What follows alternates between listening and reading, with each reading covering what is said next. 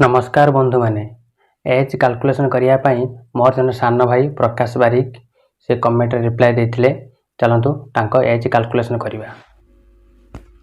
देख प्रकाश बारिकर जन्म तारीख केते ना 26/1/2004। मु आज तारीख पकई 15/9/2025।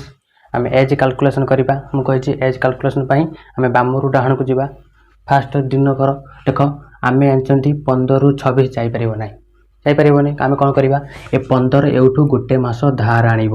गोटे मास माने 30 दिन 30 ये हूँ 15 30 ये हूँ 15 केते 5 4 45 टाने के 45 45 ରୁ 26 फेड़िया माने 5 ରୁ 6 जापारा नहीं 5 ରୁ 10 आनला 15 15 ରୁ 6 गला केते ना 9 ये 10 नहीं जाइए और लगे 3 3 ରୁ 2 गला केते ना 1 19 आसीगला।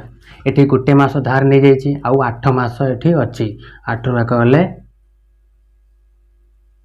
7 एठी आस एठी फेड़ 5 ରୁ 4 गले 1 2 ରୁ 0 गले 2 0 ରୁ 0 गले 0 2 ରୁ 0 गले 2 2 गले 0 21 आसला।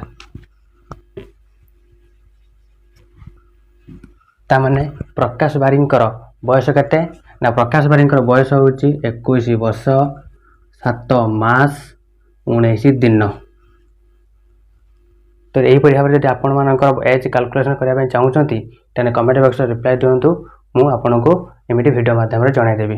जो वीडियो भल लगे लाइक कर शेयर कर।